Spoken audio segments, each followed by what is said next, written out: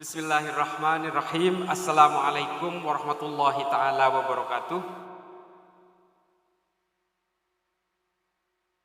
Allahumma salli ala Sayyidina Muhammad wa ala ali Sayyidina wa maulana Muhammad. Yang saya hormati para alim, para ulama, para masyayikh, para asatid, para habaib, para pengurus PCNU, MWCNU, beserta seluruh banom-banom NU yang mohon maaf tidak bisa saya sebutkan satu persatu, ibu-ibu muslimat, fatayat, dan juga para sepuh yang ada di Kecamatan Wonodadi, dan juga secara umum yang berada di Kabupaten Blitar, kurang lebih begitu. Ini mohon maaf, saya baru pertama kali ke Blitar, mudah-mudahan ini akan terus menjadi kunjungan berikutnya. Saya mengulangi ibu-ibu sekalian, para alim, para ulama yang dirahmati Allah. Saya asli Madura, saya lahir besar di Madura dan kemudian saya kuliah Fakultas Sastra di Universitas Nasional Jakarta. Kemudian saya berkelana ke Amerika, kurang lebih seperti itu. Dan ketika di Amerika saya menemukan banyak literatur-literatur keislaman yang justru tidak pernah saya baca di Indonesia. Dari situ kemudian saya tertarik untuk sekolah di salah satu sekolah milik Syekh Hamzah Yusuf, namanya Zaituna. Nah, sekolah ini berbasis Ahlus Sunnah wal Jamaah dan juga berbasis tasawuf, karena Syekh Hamzah Yusuf ini muridnya Ibnu Bayyah dari Mauritania. Jadi insya Allah meskipun belajarnya di Amerika, ya saya tidak teracuni oleh berbagai pemahaman orang Amerika. Saya tetap Nahdien sejati, saya tetap NU. Dan sampai mati pun saya bertekad akan tetap menjadi Nahdien. Nah, saya mohon maaf, saya tidak pernah mau dipanggil Gus. Saya tidak pernah mau dipanggil Kiai, tidak pernah mau. Karena bapak saya orang biasa. Yang Kiai kakek saya. Kakek saya itu santrinya Syekhona Khalil generasi yang terakhir. Satu kamar dengan Mbah Yai As'ad Samsul Arifin Sukorjo. Itu kakek saya. Bapak saya orang melarat, orang biasa. Meskipun beliau ini juga ikut dalam thariqah, tapi tetap orang biasa, bukan kiai, tidak punya pesantren. Makanya saya lebih suka dipanggil Cak Islah. Sama seperti orang kota manggil tukang sate dari Madura, Cak beli sate, gitu. Kurang lebih sama. Saya orang biasa, betul-betul orang yang berangkat dari melarat sampai sekarang melarat, dari dulu santri sampai sekarang santri. Saya tidak pernah jadi kiai. Nah, Bapak Ibu sekalian, para alim, para ulama, mohon maaf, saya tidak mau disebut sul adab. Sampai kapanpun saya menjadi santri dari semua orang. Dan kemudian ketika saya di Amerika itu ada bom. Ada bom yang ditabrakkan pesawat ke gedung yang disebut dengan 9/11. 9/11 itu saya ada di sana tahun 2001. Nah, saya ketika itu menjadi orang Islam yang menurut saya orang Islam yang baik-baik. Islam yang betul-betul menjadi orang Islam di Amerika. Tapi gara-gara kejadian itu kemudian saya juga dicurigai sebagai teroris. Nah, itu yang membuat kemudian saya, kalau Islam selalu diidentikan dengan terorisme, maka Islam ini tidak pernah menjadi daya tarik. Orang tidak akan mau masuk Islam kalau kemudian Islam ini harus identik dengan kekerasan, teror, dan sebagainya. Dan itu saya alami di Amerika. Jumatan pun di Amerika saya tidak berani pakai peci putih atau sarungan. Saya harus nyamar seperti orang Amerika yang pakai celana dan sebagainya. Saya meskipun di Amerika saya tetap sarungan soalnya. Tapi sejak kejadian itu saya pakai sarung, pakai peci, itu saya nggak berani. Karena dicurigai oleh pemerintah Amerika sebagai bagian dari teroris. Bahkan menggunakan nama Muhammad di depan saya pun saya nggak berani. Yang sebelumnya saya bangga sekali menggunakan nama itu. Yang dulu itu Muhammad Islah Bahrawi, Saya bangga sekali masuk ke Amerika dengan menggunakan nama itu. Akhirnya nama itu buat saya menjadi sesuatu yang menakutkan juga. Jangankan orang Kristen atau orang Amerika yang non-Islam, saya pun yang Islam akhirnya jadi takut sendiri pakai nama Muhammad. Karena kemana-mana dicurigai. Kalau Jumatan itu, intel-intel dari FBI itu selalu mengintai kami. Dan saya pun harus wajib lapor sebulan sekali ke Departemen Kehakiman Amerika. Setiap bulan. Karena harus melaporkan diri bahwa saya Islam yang baik-baik, tidak bagian dari teroris itu. Nah, sepulang dari Amerika itu kemudian saya punya kesadaran bahwa kita tidak boleh lagi seperti ini. Karena Rasulullah, karena Rasulullah mewariskan Islam kepada kita itu hanya dua hal. Mewariskan Islam sebagai agama untuk menyempurnakan akhlak manusia. Yang kedua adalah supaya Islam menjadi agama yang bisa merahmati seluruh alam semesta sampai kiamat. Nah, kalau kemudian sebagian orang Islam melakukan aksi terorisme, radikalisme, ekstremisme atas nama Islam, siapa yang suka sama Islam? Enggak ada. Apalagi kayak kemarin ada ceramah misalnya, anjing, babi. Enggak ada, Bu. Oh, sekalian, enggak ada yang akan masuk Islam orang. Ketika Islam dibawakan dengan caci maki seperti itu, orang tidak akan tertarik kepada Islam. Apalagi ibu-ibunya nih. Ibu-ibu sekalian, ada temuan di Amerika, bukan di Amerika, ada temuan di Arab Saudi bahwa belakangan ini orang-orang yang tidak percaya dengan adanya Allah itu justru meledaknya di Arab Saudi. Dan terutama kalangan perempuan. Ada Rana Ahmad, Dina Ali Sahnun, Rahaf Al-Kunun, Ajla, Aywa. Ini adalah perempuan-perempuan Saudi yang akhirnya memilih kabur dari Saudi karena tidak percaya dengan adanya Allah, yang disebut dengan ateisme. Ini banyak ini. Nah, mengapa kalangan perempuan di sana itu kemudian tidak percaya kepada adanya Allah? Karena agama di sana dibawakan sebagai sosok yang sangat menakutkan, terutama kalangan perempuan. Misal, kalau suaminya mau kawin lagi, kalau istrinya tidak setuju akan masuk neraka. Sehingga akhirnya banyak perempuan Saudi itu harus mengorbankan perasaannya untuk menerima suaminya nikah lagi atas nama agama. Korban-korban perasaan kalangan perempuan inilah kemudian yang mengubah cara pandang mereka terhadap agama dan juga kepada Allah, bahwa seolah-olah Allah ini diciptakan oleh manusia sebagai alat penakut kepada manusia lainnya. Nah, perkara-perkara seperti inilah kemudian yang menjadi persoalan utama bagi kita, yang sebenarnya Nahdlatul Ulama sudah melewati ini semua. Makanya Bapak Ibu sekalian, nih ada istri saya ya. Saya bawa istri saya. Dia tahu saya anti poligami.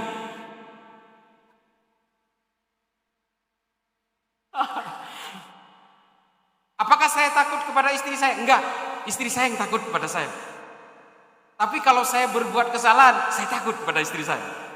HP saya dipegang, saya takut. Nah, ini istri saya. Bagi saya pribadi, mengapa saya menyatakan anti poligami? Buat saya poligami itu mudarat. Kasihan anak-anak saya. Nah, kalau ada bapak-bapak yang setuju dengan poligami dan menganggap itu maslahat, silahkan aja. Rasulullah melakukan poligami, iya. Rasulullah menggemari memakan paha kambing, iya. Tapi bagi kita yang hipertensi, Bapak Ibu sekalian, jangan sekali-sekali, itu mudarat. Nah, saya memposisikan poligami seperti itu. Rasulullah melakukan poligami, iya. Bagi yang merasa ini maslahat, silakan lakukan.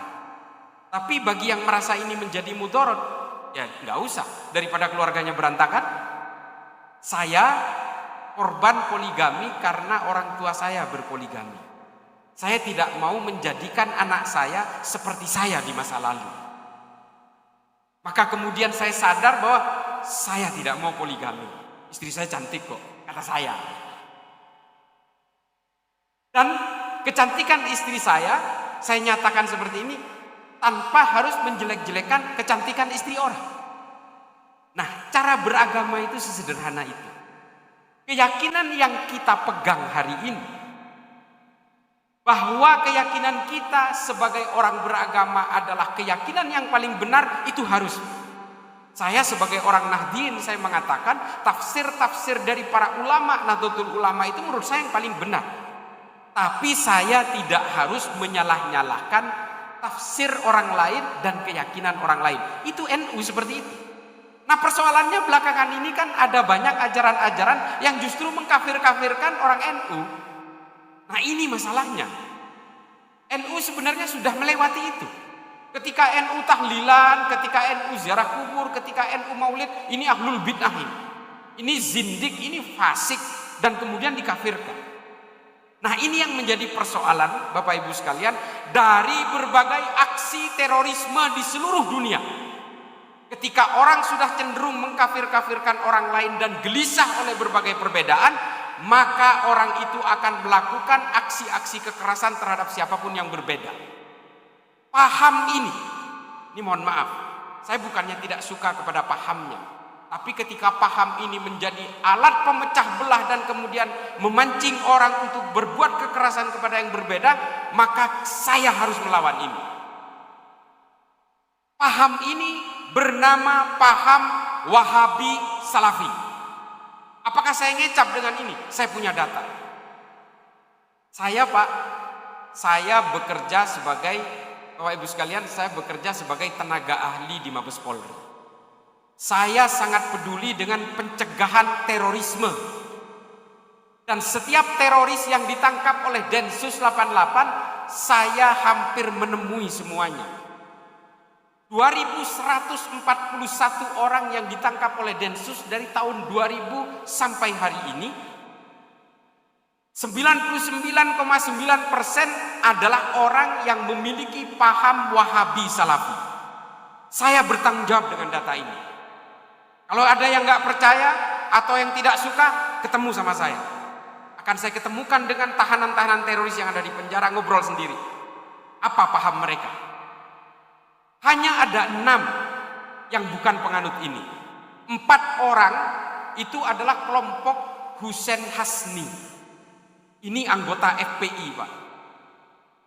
Dia merakit bom di Condet dan Bekasi karena ingin meledakkan beberapa tempat di berbagai tempat di Jabodetabek karena tidak terima waktu Habib Rizik ditangkap. 4 orang. Yang satu beragama Katolik, namanya Fernando. Dia meledakkan bom di Serpong karena ingin memeras pemilik malnya. Jadi yang diledakkan ini mal, beragama Katolik. Yang satu adalah Johnson Dang Siagian, Protestan. Dia ingin meledakkan kantor polisi karena tidak suka sama polisi. Selebihnya penganut faham Wahabi Salafi.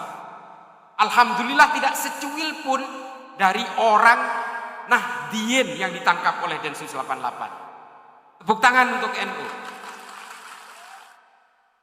Tidak ada satupun, Pak, tidak ada.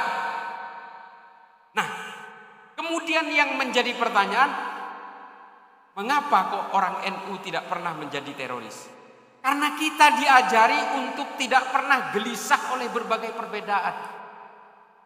Kita diajari untuk tidak pernah sibuk menghitung dosa orang lain. Tidak pernah. Kita ya hidup begini aja.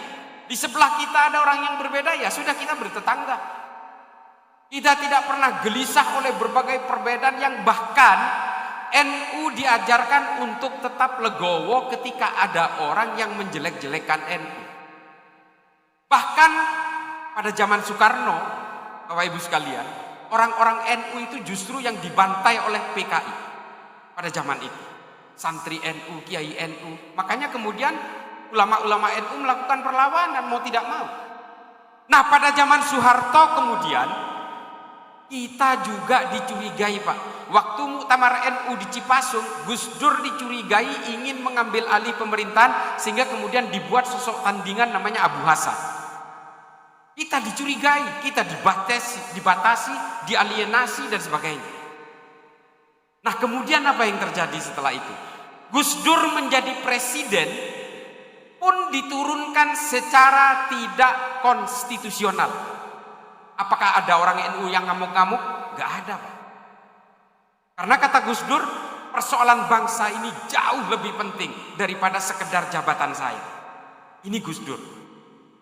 Jadi lalu kemudian ada seorang barat, Pak, namanya Phil Caruso, membuat satu kesimpulan besar bahwa NU di Indonesia ini adalah penentu dari arah Indonesia. Apa? Mengapa dia menjadi penentu? Karena satu-satunya ajaran ulama NU kepada kalangan Nahdliyin lah yang kemudian membuat kita itu legowo menerima berbagai perbedaan. Ini terbukti apa? Satu-satunya kelompok ulama NU lah yang menerima Pancasila pertama kali dari kelompok agama. Ulama-ulama NU lah yang menolak pemaksaan bahwa pasca kemerdekaan Indonesia harus menggunakan hukum syariah. Karena menurut ulama NU, versi syariahnya siapa yang mau dipakai? Kalau versinya Wahabi, otomatis NU nggak mau. Kalau versinya NU, orang Wahabi pasti nggak mau. Belum Muhammadiyah, belum Ar-Ilsa, belum Al-Khairat, belum Al-Wasliyah. Kalau kita bicara syariat NU ini juga pandangannya bermacam-macam, Pak. Negara-negara yang hari ini berkonflik tapi menggunakan hukum syariah tapi masih berperang satu sama lain, itu karena perbedaan pandangan soal syariah. Sudan hari ini masih berperang, Somalia masih berperang, Nigeria Utara masih berperang, padahal mereka menggunakan hukum syariah. Persoalannya hukum syariahnya yang belum ketemu titik temunya. Makanya perbedaan tafsir di dalam peluk agama ini tidak bisa dihindari. Soal air liur anjing saja, Pak, ini madhab berbeda-beda. Ada yang bilang ini najis mughalladhah, ada yang bilang ini najis mutawassithah. Kalau ini diwujudkan dalam syariah hukum negara, pasti akan berperang satu sama lain hanya gara-gara air liur anjing. Nah, belum kita bicara soal poligami. Poligami ini, ibu-ibu sekalian. Kalau kemudian hukum syariah Islam yang ditegakkan di Indonesia lalu mengatakan poligami sah, ibu-ibu mau berontak nggak? Pasti berontak. Nah, perbedaan-perbedaan ini kemudian diputuskan oleh para ulama bahwa kita tidak boleh menggunakan perspektif syariah sebagai hukum negara. Syariah boleh dianut oleh masing-masing orang atau kelompok, tapi dalam bernegara tetap menggunakan Pancasila. Pancasila inilah yang kemudian menjadi bejana dan menjadi keputusan bersama dari seluruh ulama, baik dari berbagai organisasi keagamaan maupun dari berbagai lintas keimanan dan kalangan nasionalis pada waktu itu. Apakah ini kemudian berdiri sendiri? Wah, ini ngarang sendiri? Enggak. Rasulullah ketika pertama kali menguasai Madinah, apa yang dilakukan oleh Rasulullah pertama kali? Mendamaikan berbagai perbedaan di Madinah untuk kemudian dijadikan satu bejana bersama. Ketika Rasulullah masuk ke Madinah, yang pertama kali dilakukan adalah mendamaikan suku Aus dan suku Khazraj yang sudah bermusuhan ratusan tahun. Sejak dari Yaman. Dari Yaman dua suku ini sudah berperang. Lalu kemudian pindah ke Madinah, tetap berperang satu sama lain. Lalu kemudian oleh Nabi didamaikan. Yang kedua adalah mendamaikan orang-orang Kristen dan orang Yahudi yang sebelumnya selalu berkelahi untuk menjadi pemungut pajak atas nama kerajaan Persia. Didamaikan oleh Nabi. Lalu kemudian yang didamaikan oleh Nabi adalah para penduduk pribumi dan pendatang yang kemudian kita kenal dengan kaum Ansor dan kaum Muhajirin. Nah, ini didamaikan semua oleh Nabi, diikat dalam satu kesepakatan bersama yang bernama Piagam Madinah. Nah, Piagam Madinah inilah kemudian yang mengikat semua manusia di Madinah. Dan kemudian Nabi mengatakan kita semua harus menghargai harkat dan martabat semua orang di Madinah tanpa melihat latar belakangnya.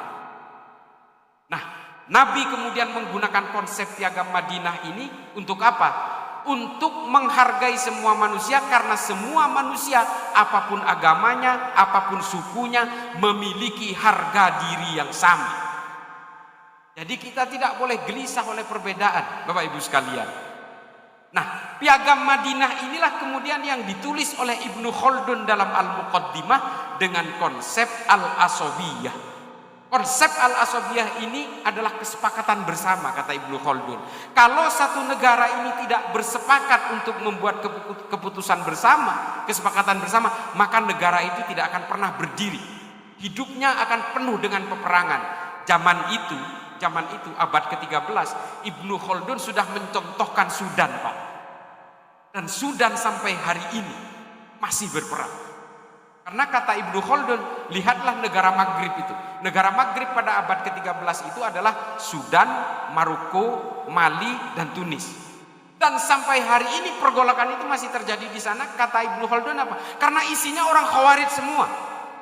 Yang satu pengen begini, yang satu ingin ke kiri, yang satu ingin ke kanan, yang satu ingin ke selatan. Hingga akhirnya sampai hari ini. Sudan hari ini, Pak, perang-perangan sudah hampir 1000 yang mati. Sesama Islam, coba bayangin. Di Somalia sesama orang Islam, Nigeria sesama orang Islam, Mali sesama orang Islam. Nah, semua yang merusak dari berbagai harmoni di dalam kehidupan beragama ini apa? Artinya apa? Politik, Pak.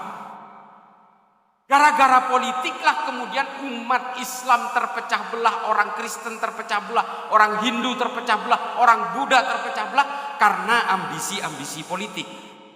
Coba saya sedikit bercerita tentang tarikh yang ditulis dalam Tarikhul Khulafa Imam Suyuti dan Tarikh At-Tabari.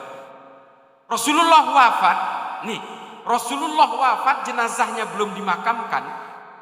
Sa'ad bin Ubadah dan Sayyidina Umar sudah mau berkelahi. Gara-gara apa?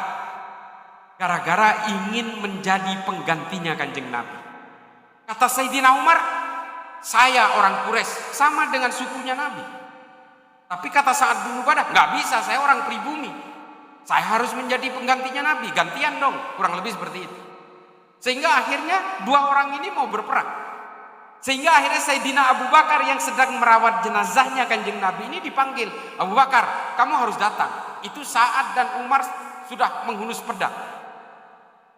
Lalu kemudian Sayyidina Abu Bakar dipanggil mendamaikan kedua orang ini. Lalu kemudian para sahabat beraklamasi untuk menunjuk Sayyidina Abu Bakar menjadi penggantinya Nabi. Karena meskipun Nabi tidak menunjuk penggantinya, tapi Sayyidina Abu Bakar pernah diminta oleh Kanjeng Nabi untuk menjadi imam masjid ketika Nabi sedang sakit. Ini kemudian yang menjadi rujukan dan kemudian para sahabat menunjuk Sayyidina Abu Bakar. Tapi apakah dua orang ini akur? Belum juga, Pak. Sa'ad bin Ubadah tidak mau berbaiat kepada kepemimpinan Abu Bakar, Sayyidina Abu Bakar, karena menganggap dia lebih berhak. Sehingga akhirnya Sa'ad bin Ubadah pergi ke Suriah, mengasingkan diri karena tidak mau mengakui kepemimpinan Abu Bakar. Nanti 3 bulan kemudian Sa'ad bin Ubadah wafat karena dipanah oleh 2 panah beracun yang menancap satu di dadanya, satu di dahinya ketika sedang buang air kecil. Kitab sejarah mengatakan seperti itu. Artinya apa? Ini adalah pertikaian pertama kali sepanjang sejarah setelah Rasulullah wafat. Karena persoalan apa? Persoalan politik. Setelah itu Sayyidina Abu Bakar menurut Tarikhul Khulafa Imam Suyuti wafat diracun. Ini menurut Tarikhul Khulafanya Imam Suyuti. Tapi Tarikh At-Tabari tidak menerangkan itu. Setelah itu Sayyidina Umar dibunuh oleh budak dari Majusi. Setelah itu Sayyidina Utsman ibnu Affan dibunuh oleh sesama orang Islam. Setelah itu Sayyidina Ali dibunuh oleh sesama orang Islam. Namanya Abdurrahman bin Muljam At-Tamimi. Hafidz Quran 30 juz. Membunuh Sayyidina Ali setelah sebelumnya dikafirkan. Setelah itu Sayyidina Hasan wafat diracun. Setelah itu Sayyidina Husain dibantai di padang Karbala. Setelah itu Khalifah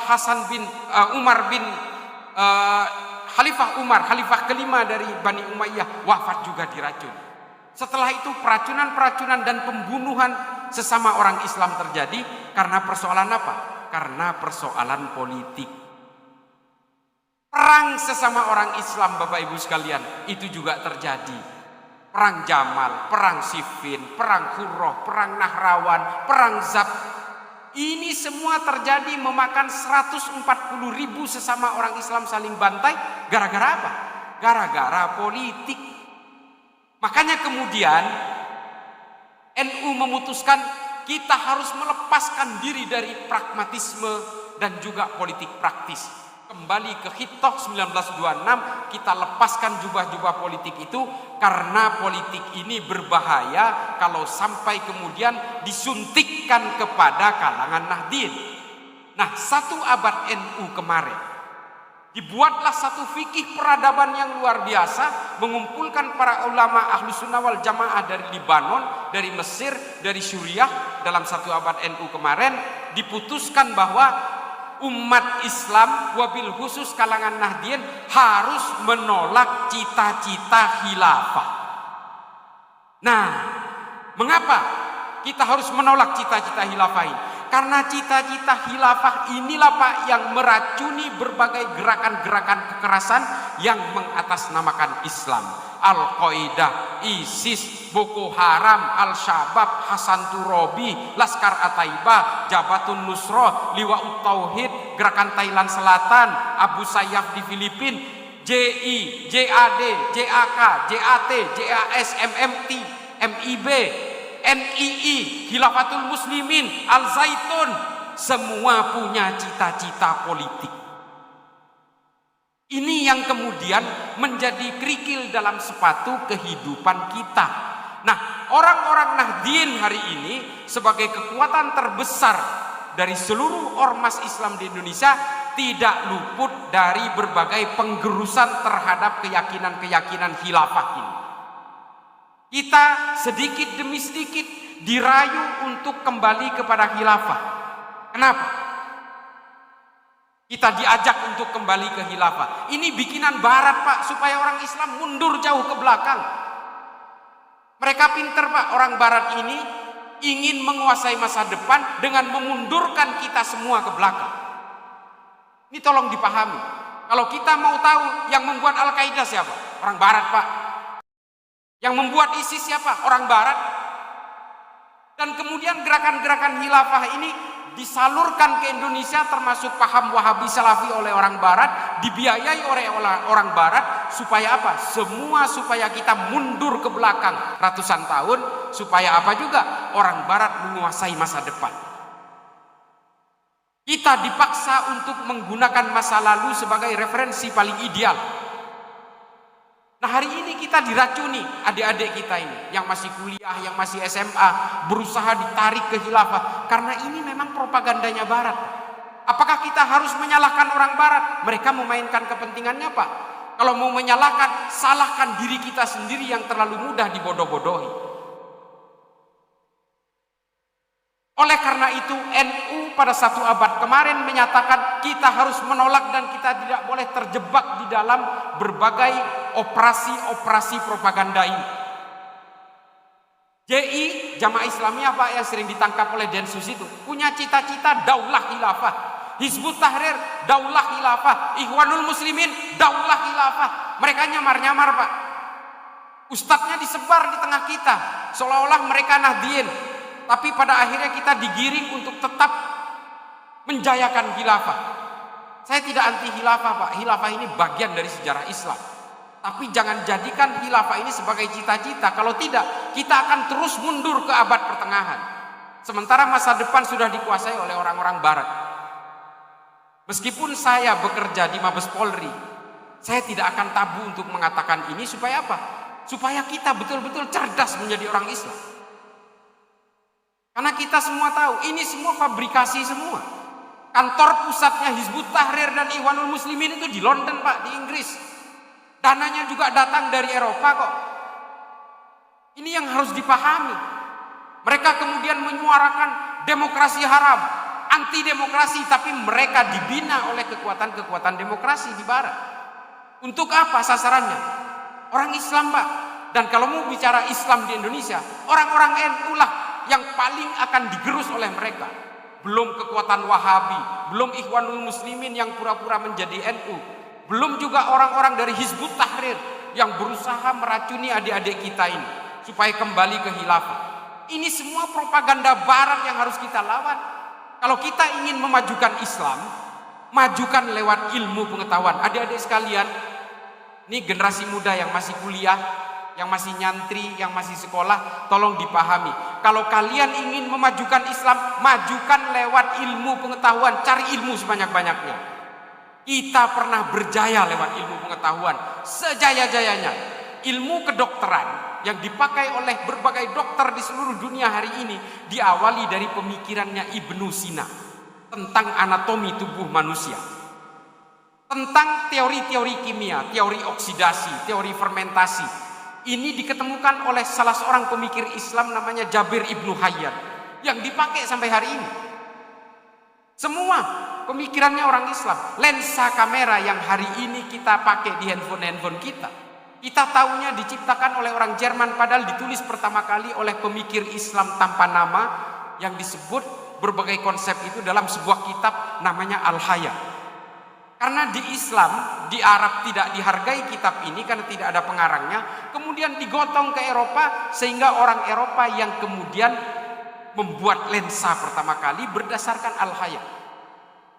Klasifikasi ordo tumbuh-tumbuhan dalam ilmu biologi, ini beracun, ini tidak, ini umbi-umbian, ini adalah pohon berbuah, ditulis pertama kali oleh Abu Bakar Ahmad Ad-Dinawari dalam satu kitab namanya An-Nabat.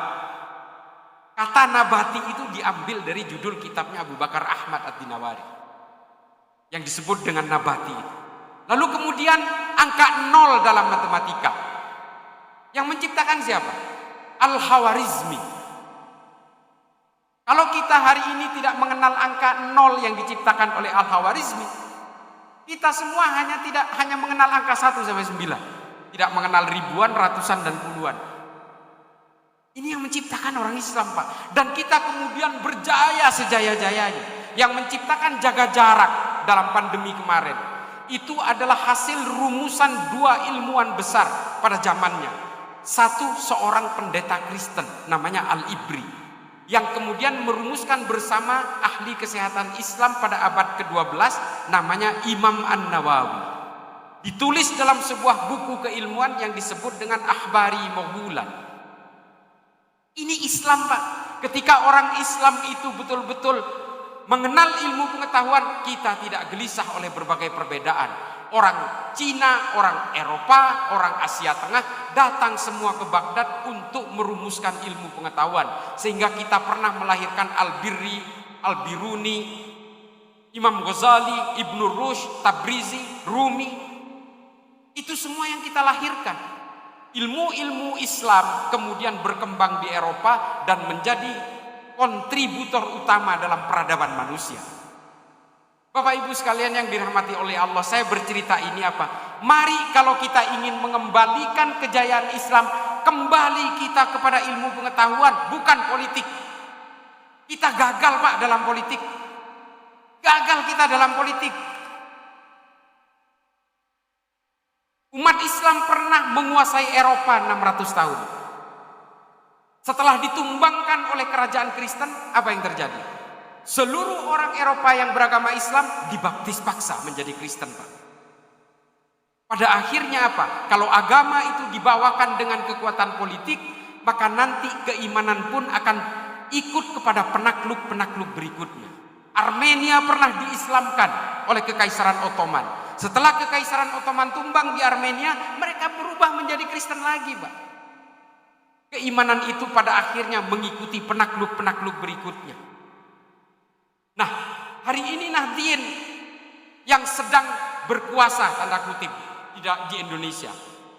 Jangan sampai kemudian kita ditaklukkan oleh penakluk berikutnya lalu kita kemudian diwahabikan semua dan kita berperang satu sama lain. Sama seperti yang terjadi di Somalia, di Nigeria atau di Suriah misalnya. Dan juga di Sudan. Persoalannya adalah ketika kita membawa ranah-ranah agama kepada kebencian, Pak, pada akhirnya kita akan mengenal peperangan. Gak jauh dari situ. Kita hanya boleh berperang ketika negara kita diserang. Sama seperti konsepnya Nabi ketika melakukan peperangan-peperangan. Nabi tidak pernah memerangi rakyatnya sendiri. Nabi hanya memerangi para agresor, para penyerbu dari kafir Quraisy. Apakah kemudian Nabi menganggap ini perang agama? Tidak. Perang Uhud itu salah satu korbannya adalah Mukhairik, orang Yahudi. Ini saya sering ceritakan di YouTube. Mohon maaf para alim, para ulama. Korban perang Uhud itu bukan hanya orang Islam. Diterangkan dalam tarikh At-Tabari, salah satu korbannya adalah Mukhairik, orang Yahudi. Perang Uhud itu terjadi hari Sabtu. Pada hari Sabtu orang Yahudi itu tidak boleh keluar rumah. Sehingga kemudian ketika Mukhairik pamitan kepada istrinya ingin berperang bersama Nabi di Uhud, istrinya mengingatkan, Mukhairik, ini kan hari Sabat, kamu nggak boleh keluar rumah. Tidak, saya harus berperang bersama Nabi.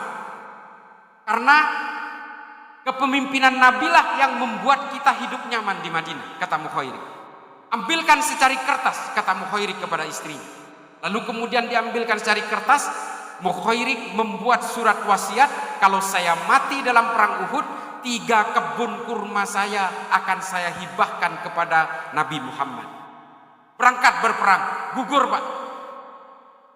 Di perang Uhud gugur. Para sahabat bingung, Rasulullah ini mau dimakamkan seperti apa? Dia seorang syuhada, tapi dia bukan orang Islam. Lalu apa kata Rasulullah? Kamu nggak usah bingung, serahkan dia kepada keluarganya, biarlah keluarganya memakamkan dia sesuai dengan keyakinannya. Urusan nanti Mukhairik ini masuk surga atau masuk neraka, biarlah Allah yang akan memutuskan. Lalu kemudian direkam satu hadis sahih yang direkam oleh Imam Bukhari yang mengatakan bahwa Mukhairik adalah sebaik-baiknya orang Yahudi. Dawuhnya Nabi inilah kemudian yang dicatat dalam berbagai kitab-kitab hadis. Nah, artinya apa? Perang yang dilakukan Nabi ini bukan perang agama, Bapak Ibu sekalian. Ini adalah perang membela tanah air. Makanya Nabi melibatkan juga orang yang beragama lain. Dalil membela tanah air itu, inilah dalilnya. Kalau kemudian ada seorang ustadz dari Hizbut Tahrir mengatakan membela negara tidak ada dalilnya dalam Islam, ini sampaikan cerita ini. Ini adalah perang membela tanah air. Ini dalilnya. Kalau ini perang agama, Nabi tidak akan melibatkan orang Kristen dan orang Yahudi. Nah, Bapak Ibu sekalian, apa yang ingin saya sampaikan ini adalah pada intinya berbanggalah kita menjadi orang-orang Nahdliyin hari ini. Karena Nahdlatul Ulama ini adalah menjadi penentu dari berbagai kekuatan-kekuatan kita untuk tetap berlindung di negara kesatuan Republik Indonesia. Kita tidak boleh lagi termakan oleh berbagai isu-isu dan propaganda yang dikeluarkan oleh pihak manapun yang meminta kita untuk melawan negara. Tidak boleh. Ulama-ulama NU tidak pernah mengajarkan kita untuk melawan negaranya sendiri, untuk mengkhianati negaranya sendiri. Makanya tadi Bapak Ibu sekalian kan menyanyikan Yalal Waton. Nah, itu adalah bagian dari anjuran para ulama kepada kita untuk jangan sekali-sekali mengkhianati negaranya sendiri. Makanya saya katakan bahwa jangan juga mengkhianati NU. Jangan pernah mengkhianati NU. Kalau orang-orang yang mengkhianati NU dan memecah belah NU itu sama artinya dengan mengkhianati negara. Tepuk tangan untuk NU. Saya tidak fanatik berlebihan terhadap NU, Pak. Saya hanya berbicara rasionalitas dan berbicara secara empiris. Kalau NU ini tumbang, Pak, Pancasila nggak ada apa-apanya.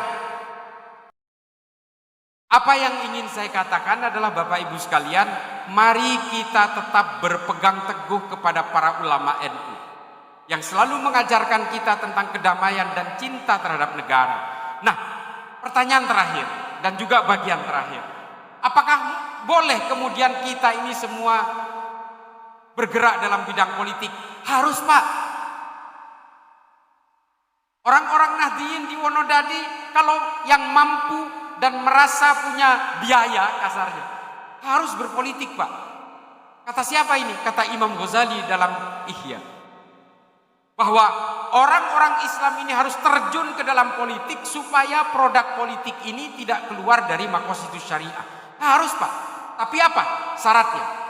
Jangan gunakan agama sebagai kendaraan-kendaraan politik. Jangan politisasi agama. Jangan, Pak, kesian agamanya. Apa kata Ibnu Rus? Kalau kamu menggunakan agama sebagai kendaraan-kendaraan politik, ketika berkuasa, kejahatanmu pun akan dibenarkan dengan agama. Nah, ini Yang harus kita lawan adalah politisasi agama. Politik agama nggak salah Pak. Politik identitas nggak salah. Orang Wonodadi kalau mau jadi caleg di DPRD di Kabupaten Blitar harus mewakili kepentingan Wonodadi Pak. Kalau dia nggak mewakili kepentingan konstituennya, jangan pilih lagi. Nah, inilah politik identitas. Kita tidak bisa Pak menghindar dari itu. Saya orang Madura, kalau saya nyalek, ya saya harus mewakili kepentingan-kepentingan orang Madura. Saya orang Islam, kalau saya berpolitik, saya harus mewakili kepentingan-kepentingan umat Islam. Ini politik agama. Yang satu lagi politik identitas. Nggak salah Pak. Yang salah itu ketika agama dipolitisasi dan identitas juga dipolitisasi. Ini yang nggak boleh. Kalau kamu nggak milih saya, kamu bukan orang Islam. Ini politisasi agama. Tahu nggak Bapak Ibu sekalian? Tahun 2014 sampai 2019 kekentalan politisasi agama ini membangun permusuhan hingga hari ini. Cebong kampret lah, kadrun buzzer RP lah. Ini produknya. Bahkan Pak, 2014 sampai 2019 suami istri bercerai gara-gara pilihan politiknya berbeda. Banyak Pak. Tercatat 1.372 orang. Alasannya ditanya, kenapa kamu mau cerai? Dia pilih Prabowo, suami saya pilih Jokowi. Artinya apa? Jangankan persoalan keimanan dan tafsir-tafsir agama Pak. Suami istri pun bisa cerai gara-gara politisasi agama. Dan kemudian apa yang terjadi? Bahkan Sayyidina Ali pun sepupunya Kanjeng Nabi, menantunya Kanjeng Nabi, kata Nabi ini dia adalah pintu ilmu dan sebagainya, dikafirkan oleh Abdurrahman bin Muljam At-Tamimi lalu dibantai di Masjid Jami di Kufah di Irak. Gara-gara apa? Gara-gara politik Pak. Sayyidina Ali dikafirkan karena menurut dia telah melenceng dari Islam. Karena apa? Karena kepemimpinannya. Karena dia menerima tawaran damai dari Muawiyah bin Abu Sufyan. Kalau sudah politik dibawa kepada ranah keimanan, yang terjadi adalah perang Pak. Sesama Islam pun bisa saling mengkafirkan, apalagi yang berbeda agama. Dan ini terjadi di tengah kita. Saya kalau menyuarakan anti politisasi agama bukan berarti saya mendukung 1-2 calon, enggak. Tapi jangan dukung siapapun yang mempolitisasi agama. Jangan Pak, kasihan agama kita, kasihan umat beragama kita. Gak boleh kita berpecah belah karena persoalan politik. Silahkan pilih pilihan politik sesuai nuraninya, tapi tolong satu hal, jangan pilih orang yang mempolitisasi agama. Jangan. Ini yang harus kita jaga supaya kita tidak terpecah belah gara-gara persoalan remeh-temeh politik Pak. Satu hal lagi, tolong Bapak Kiai, mohon maaf, para alim, para ulama, Bapak Ibu sekalian, jangan juga jadikan masjid sebagai kampanye politik. Jangan. Ada partai baru Pak mengatakan mari kita jadikan masjid sebagai jihad politik. Masya Allah, jangan. Nanti ini akan saya jelaskan mengapa jangan. Pada zaman Bani Muawiyah, Bani Umayyah, 60 tahun masjid menjadi tempatnya caci maki gara-gara politik. 60 tahun.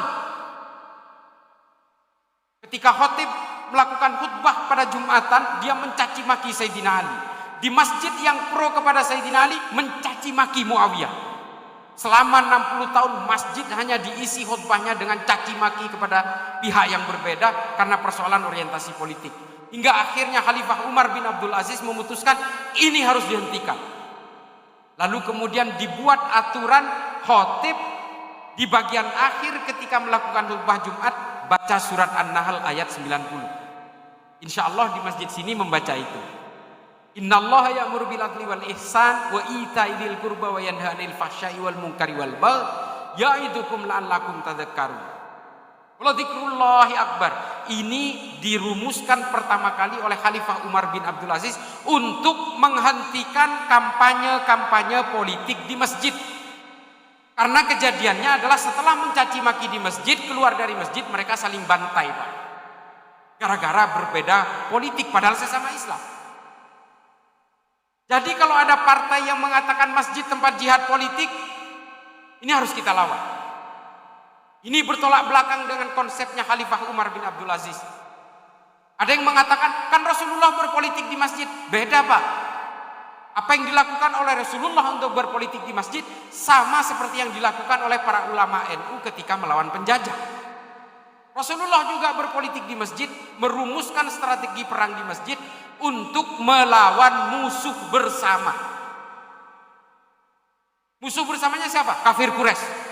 Musuh kamu dan musuh saya, mari kita lawan.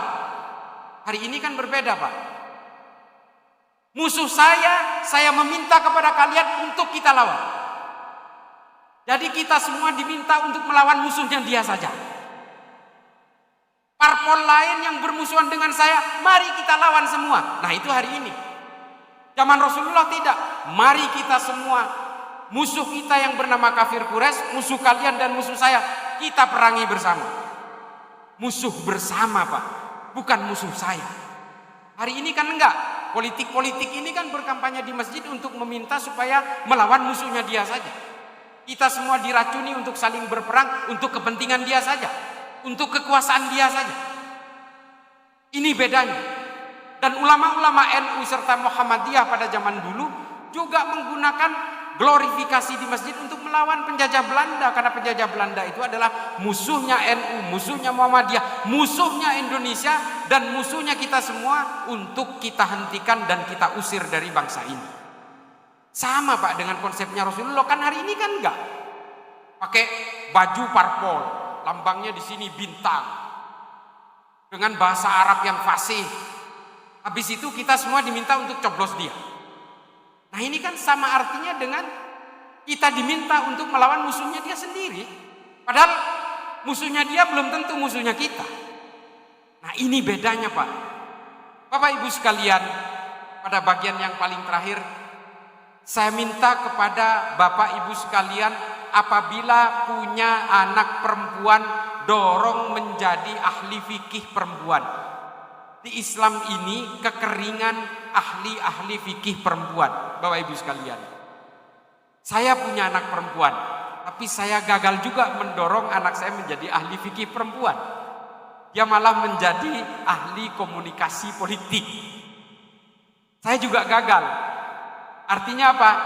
Barangkali ada dari kalangan Nahdien bisa mencetak putra-putrinya menjadi ahli fikih perempuan. Ini harus, Pak. Karena apa? Setiap fikih perempuan selalu dihasilkan oleh kaum laki-laki. Perempuan ini hanya nerima gelondongan, sehingga ketika perempuan diatur begini, diatur begitu oleh kaum laki-laki, akhirnya hanya menerima saja. Kasarnya, ya kadang-kadang dibodoh-bodohin lah sama kaum laki-laki. Kalau kamu tidak setuju dengan saya untuk kawin lagi, kamu akan masuk neraka. Nerima aja itu perempuan. Nah, dari kalangan perempuan ini ada ahli fikih yang paling top di dunia, namanya Profesor Dr. Azizatul Hibri. Nah dia meminta jangan biarkan saya sendirian, kata Profesor Azizah. Dia ini hafizah Quran 30 juz. Saya selalu berperang dengan fikih-fikih yang dihasilkan hanya oleh kaum laki-laki. Sehingga apa? Akhirnya apa? Yang menjadi murtad dan menjadi ateis rata-rata dari kalangan perempuan. Di dalam dunia terorisme pun, Bu, ya, Bapak, Ibu-ibu sekalian, kalau ada teroris yang menjadi pelaku bom bunuh diri, ini biasanya istrinya jauh lebih radikal dari suaminya. Ini tolong dipahami. Karena apa? Karena perempuan selalu ditakut-takuti dengan hukum yang ketat, sehingga perempuan rata-rata itu tidak berani untuk melakukan pemberontakan atas ekspresi-ekspresinya. Nah ini, ibu-ibu sekalian harus berani bersuara. Tapi berani bersuara kalau punya rujukan fikih yang juga harus diwakili dari kalangan perempuan. Kalau yang mewakili ibu-ibu nanti dari kalangan ahli fikih laki-laki, dikibulin lagi nanti. Ya, kalau punya anak perempuan, dorong untuk mondok nyantri di pelosok atau di pondok pesantren di sekitaran sini untuk mendalami fikih yang khusus mendalami fikih perempuan, supaya perempuan juga punya hak suara secara fikih. Karena kalau kita ingat pidatonya Rasulullah yang terakhir sebelum wafat ketika haji wada itu adalah tentang pemberdayaan perempuan. Pidatonya Rasulullah itu adalah tentang pemberdayaan perempuan. Perempuan yang harus dihargai, perempuan yang harus diperjuangkan. Ini pidatonya Rasulullah yang terakhir sebelum wafat. Jadi ibu-ibu sekalian, mari kita dorong anak-anak kita untuk menjadi ahli fikih perempuan. Bapak-bapaknya juga kalau perlu pondokkan khusus mendalami soal fikih perempuan. Di sini masih betul-betul tidak ada yang betul-betul mendalami soal fikih. Ketika mondok dia bagus fikihnya, tapi ketika dia itu nikah tetap juga akhirnya tunduk kepada suaminya. Bukan berarti kita harus melawan kepada suami, tidak. Tapi kita tetap tidak keluar dari koridor-koridor maqasidus syariah. Karena tidak ada di dalam ajaran Islam ini yang menempatkan perempuan sebagai warga kelas 2. Tidak ada. Mengapa saya katakan demikian? Menjadi laki-laki atau perempuan bukan kehendak kita. Ini adalah kehendak Allah. Kita dilahirkan menjadi laki-laki atau perempuan. Makanya kemudian menjadi laki-laki atau perempuan, kita semua punya hak yang sama di hadapan Allah. Punya hak perlindungan yang sama di hadapan Allah. Dan kita punya hak jalur yang sama untuk menyembah Allah. Makanya kemudian jangan sampai ibu-ibu merasa minder seolah-olah ibu-ibu dianaktirikan di dalam Islam. Tidak. Islam memberikan kesepakatan hak dan kewajiban yang sama. Kalau ibu-ibu kemudian harus menutup aurat jauh lebih rapi dari laki-laki, ya ibu-ibu harus sadar bahwa setiap jengkal dari aurat yang ibu-ibu harus tutupi ini adalah bagian dari memantik hawa nafsu bagi orang lain. Nah, itu harus disadari juga, karena bagaimanapun secara fitrah kita juga punya naluri yang berbeda. Itu yang harus disadari. Tapi untuk dalam berketuhanan, dalam berislam, tidak ada kelas 1, kelas 2. Perempuan atau laki-laki, ini semua setara di dalam Islam. Oleh karena itu Bapak Ibu sekalian, hanya itu yang bisa ingin sampaikan. Mari kita berpegang teguh dalam tali ukhuwah Islamiyah dan juga berbagai giroh-giroh kita untuk membangun rekat-rekat intimasi sosial di dalam Nahdlatul Ulama harus kita jaga. Jangan sampai Nahdlatul Ulama ini tergerus, kemudian tumbang secara perlahan hingga akhirnya negara ini betul-betul dikuasai oleh orang yang tidak bisa menjamin kenyamanan kita dalam berkemanusiaan maupun dalam berkeimanan. Yang paling terakhir, saya ingin menceritakan sedikit tentang kitabnya Habib Ali Al-Jufri. Judulnya Al-Insaniyah Qabla Tadayyun. Kenali dulu kemanusiaan sebelum mengenal keimanan. Karena apa Bapak Ibu sekalian? Kita semua ini mengenal keimanan karena kita memilih tempat kelahiran. Yang semuanya kelahiran kita itu betul-betul kehendak Allah. Kalau saya lahir di Bali Pak, kemungkinan besar saya agamanya Hindu. Kalau oleh Allah Bapak Ibu sekalian ditakdirkan untuk lahir di Meksiko, kemungkinan agamanya Katolik. Lahir dari orang tua Katolik, hidup di lingkungan Katolik, jauh mata memandang rumah ibadah Katolik, sekolah-sekolah Katolik, satu negara isinya orang Katolik semua, maka kita dipastikan beragama Katolik. Ini kita tidak berbicara hidayah Pak. Hidayah itu betul-betul diskresinya Allah. Nah, karena saya lahir di Madura, orang tua saya beragama Islam, kakek buyut saya beragama Islam, maka jadilah saya Islam. Makanya kemudian konsep kemanusiaan itu harus kita pegang teguh. Seperti yang diutarakan oleh Habib Ali Al-Jufri dalam Al-Insaniyah Qabla Tadayyun. Kalau kalian mengenal kemanusiaan lebih dulu, maka kalian akan legowo dan rendah hati dalam beragama, karena takdir keimanan kita ini ditentukan oleh takdir kelahiran kita. Kalau kita mengenal agama lebih dulu lalu lalai mengenal kemanusiaan, kita akan menjadi manusia sombong, menjadi manusia penghakim, dan kemudian kita mengkafir-kafirkan orang yang berbeda sehingga kita menjadi Tuhan-Tuhan kerdil di muka bumi. Ini kata Habib Ali Al-Jufri. Artinya apa? Apapun agama kita, apapun suku kita, semua diciptakan oleh Tuhan yang sama. Semua manusia, apapun agamanya, apapun sukunya, memiliki harga diri yang sama. Inilah garis besar DNA-nya Nahdlatul Ulama dalam beragama. Kita harus membedakan antara agama dan budaya. Kita tidak meyakini bahwa agama Islam ini adalah komponen dari Allah untuk mengarabkan kita semua. Kita tetap mengimani keimanan Islam, tapi jangan juga lupa kepada baju batik ataupun sarung. Yang penting nutup aurat. Kita tidak harus memaksakan diri untuk memakai gamis.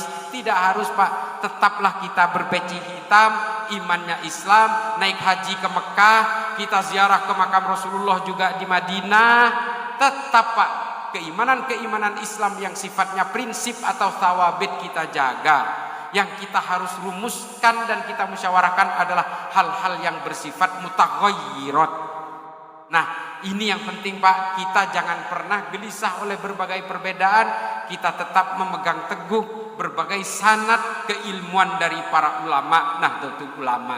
Saya gembira sekali tadi. Saya nangis, Pak Kiai, BMT ini.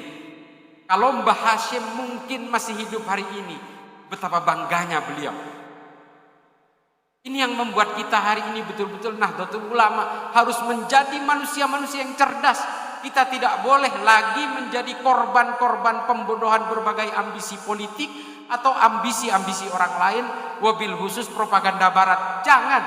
Kita tetap bertahan dalam tali silaturahmi Nahdlatul Ulama. Kita tegakkan Nahdlatul Ulama. Saya kalau mau bercerita tentang Nahdlatul Ulama, Bapak Ibu sekalian, saya ini kerjanya adalah belusukan ke berbagai daerah. Saya menemui orang-orang Nahdien di berbagai pulau di Indonesia, termasuk kemarin saya baru pulang dari Labuan Bajo. MWCNU-nya itu anggotanya, Pak, cuma 22 orang, Pak. Karena Islamnya minoritas di sana. Dan 22 orang itu mereka bertahan dengan gigihnya untuk memperjuangkan NU. Mereka pakai jaket, mereka pakai peci dengan NU yang dibeli dari Jawa. Saya betul-betul nangis, Pak. Ini saya pun masih mau nangis. Perjuangan teman-teman Nahdien di tempat-tempat terpencil seperti itu betul-betul harus kita hargai.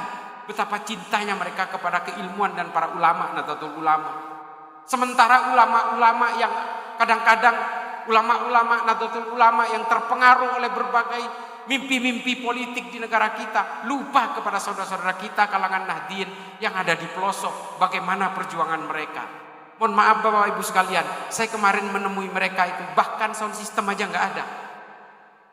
Betul, bahkan hanya air putih yang ada yang disuguhkan kepada kami. Mereka hidup betul-betul di bawah garis kemakmuran di NTT itu, tapi mereka tetap giroh Nahdlatul Ulamanya luar biasa. Mereka orang lokal, Pak, bukan pendatang. Ini yang membuat saya terharu tadi ketika ada BMT dan sebagainya. Ini adalah tugas kita semua. Mari cerdaskan generasi-generasi Nahdien ini supaya kita tidak selalu menjadi alat bentur politik, mainan politik dan sebagainya. Seperti Al-Zaitun. Al-Zaitun itu banyak bertanya, Pak, ini aliran apa? Menurut saya ini aliran politik. Al-Zaitun ini pernah dipakai oleh Orde Baru untuk mengimbangi berbagai bandul-bandul politik yang terjadi. Makanya yang melindungi mereka ini adalah jenderal-jenderal dan para politisi yang menjadi warisan Orde Baru. Ini yang menjadi penguat mereka. Surat izinnya di Kemenak juga udah mau habis. Kita semua mendesak kepada Kemenak jangan perpanjang. Enggak bener ini. Mereka ini pernah tergabung dalam negara Islam Indonesia yang ingin mengkhianati Pancasila, tapi sekarang mereka bertakiyah pura-pura Pancasilais. Kadang-kadang mereka pura-pura NU, kadang-kadang mendadak Muhammadiyah. Mereka bertakiyah semua. Saya juga ikut mendorong kalau negara dan pemerintah ingin membubarkan Al-Zaitun, bubarkan, Pak. Kasus-kasus tanah banyak sudah terbukti. Mereka nyerobot tanah-tanah rakyat untuk dijadikan atas nama pondok pesantren. Nanti akan ada yang bersaksi soal itu, mantan pengurus Al-Zaitun. Nanti lihat di TV dalam 1 minggu ke depan. Bagaimana kemudian ada beberapa ibu-ibu yang melaporkan kiainya karena dia seringkali dilecehkan secara seksual. Ini saya ungkapkan di sini karena direkam. Biar pemerintah tergerak. Negara ini harus hadir, Pak. Kalau untuk yang begini-beginian ini, kelompok-kelompok radikal kayak gini, harus ada kehadiran negara. Kita menjaga NU supaya tidak radikal aja sudah setengah mati kok. Nah, ini kemudian yang diperlukan kehadiran negara di situ. Negara nggak hadir, selesai, Pak. Kita menjadi negara autopilot. Kita pilotnya nggak ada, tapi pakai komputer aja. Nah ini yang kemudian saya sayangkan dari negara yang kadang-kadang terlambat hadir. HTI dibubarkan tapi orang-orangnya dibiarkan leluasa masuk-masuk kemana-mana. Wahabi sudah jelas-jelas menjadi biang terorisme, tapi dibiarkan orangnya itu berceramah di masjid, berceramah di media dan sebagainya.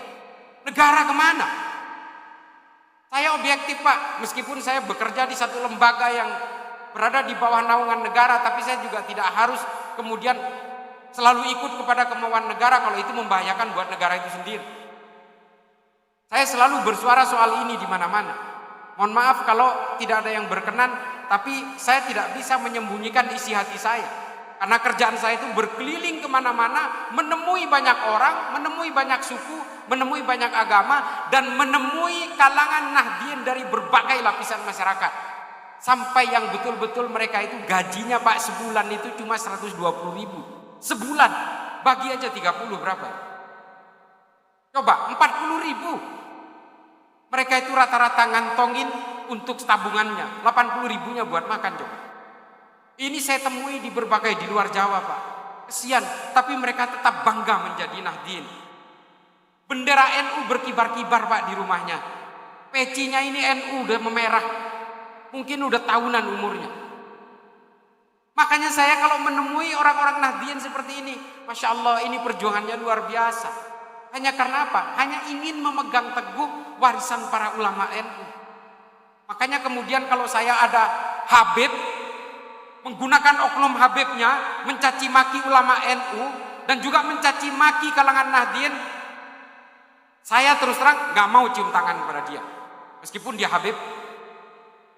Tapi kalau Habib yang tawadhu, yang mengajarkan kerendahan hatian, mari kita bersama-sama.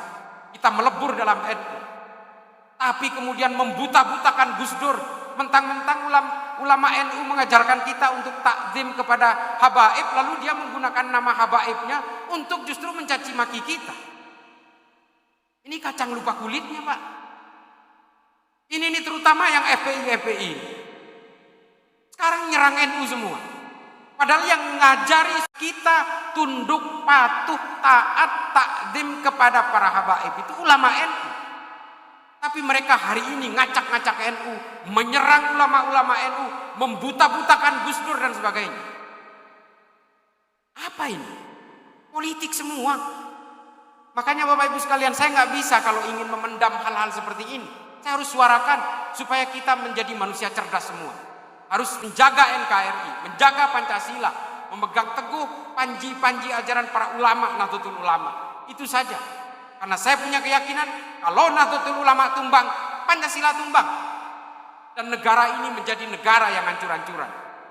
Saya kira itu saja, mudah-mudahan ini bisa bermanfaat kepada Bapak Ibu sekalian. Mohon maaf, gaya saya memang begini. Saya kira itu mudah-mudahan ini bisa menjadi manfaat bagi saya, terutama yang fakir ilmu ini, dan juga menjadi maslahat bagi Bapak Ibu sekalian. Akhiran, ihdinas siratal mustaqim, wallahul muwaffiq ila aqwamit thoriq. Wassalamualaikum warahmatullahi taala wabarakatuh.